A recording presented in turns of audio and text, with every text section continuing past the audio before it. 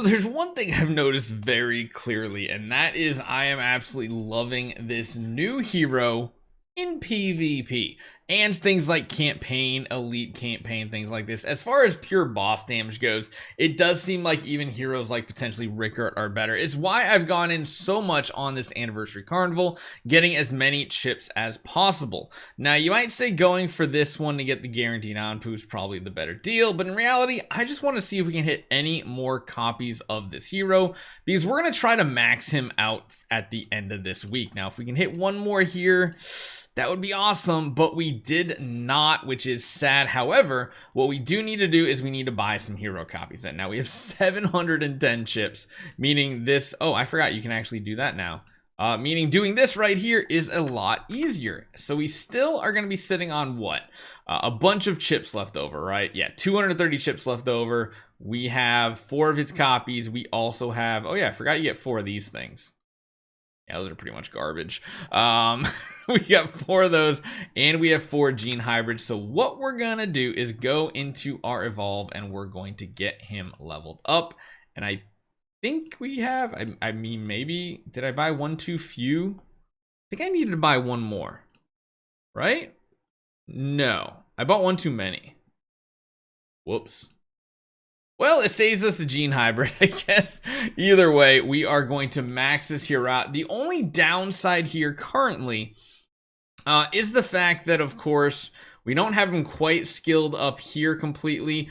I think I might actually change up the way I build him specifically for PvP, and we're not quite there to get his second revive. However, this is going to unlock all of his PvP talents and even give himself a little bit more value in PvE.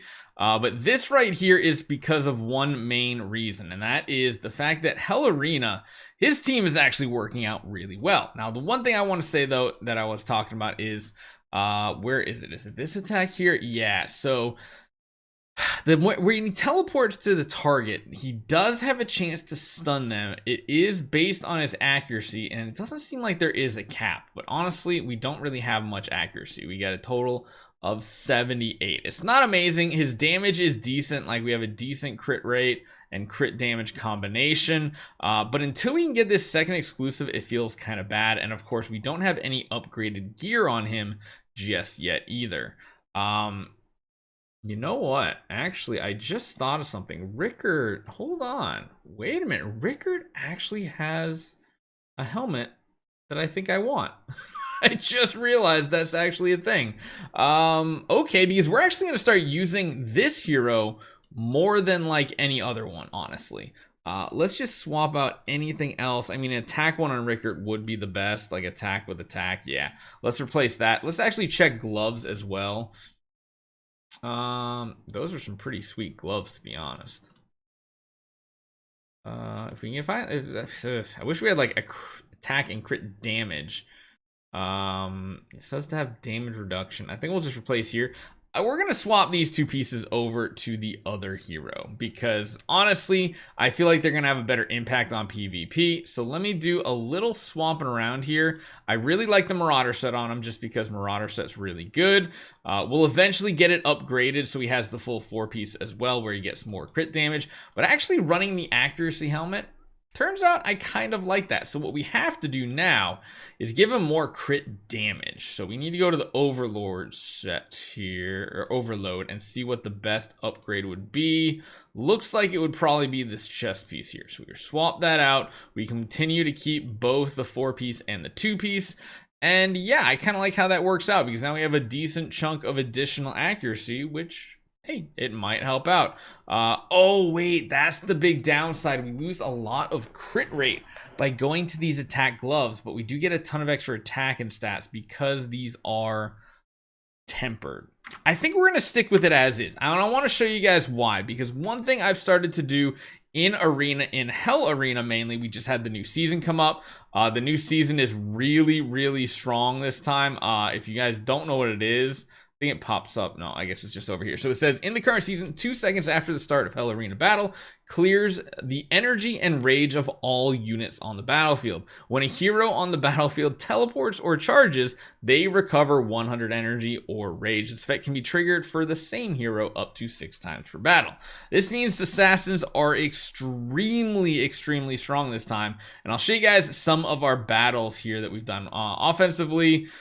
This is the current one right here. We just, fight the bots right off the bat. But some people have been hitting us. Now, I will say, I'll actually show you in some of these battles here.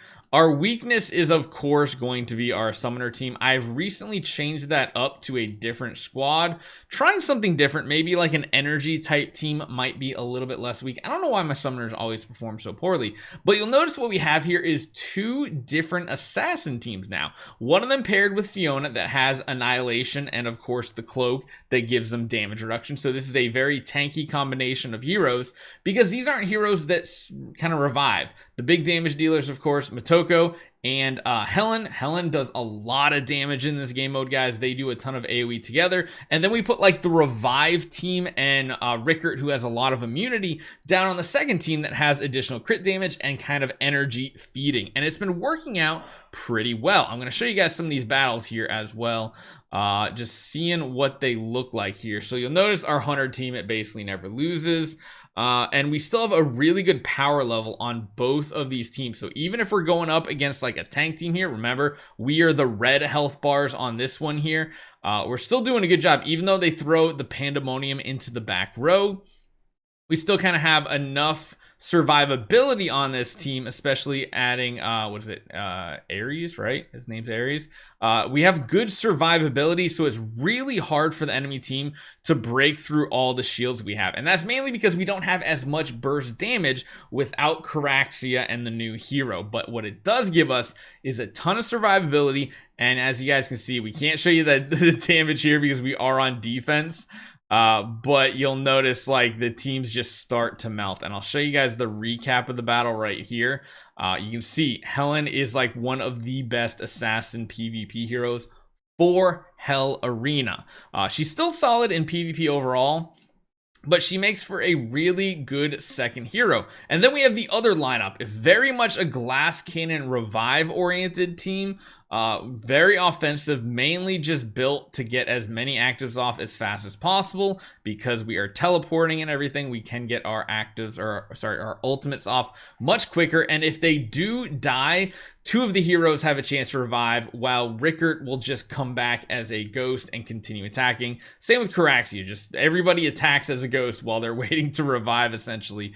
And even though we're going up against summons and stuff like that, because we have some AoE damage from the new hero, and even Caraxia technically has some AoE damage, it still isn't that much of a weakness, because you can take care of the summons very quickly here. You're getting tons of Caraxia actives between Purin and Rez, just feeding so much energy to this hero. You can see 45 million damage, 58 million damage. He's really a solid hero, and that was before we even upped him to his current state. So that is why I'm gonna say, if you care about PvP, this assassin opens up so many different options for your team, especially if you have a bunch of assassins like we do. You can see here, all of our assassins are super powered up. I mean, heck, even our Helen. I think everybody has exclusive 30 except the new hero, just because assassins are the meta. They're so good, and support heroes pair so well with them. Hopefully you guys enjoy this one. Leave a comment down below. I'll see you guys next time.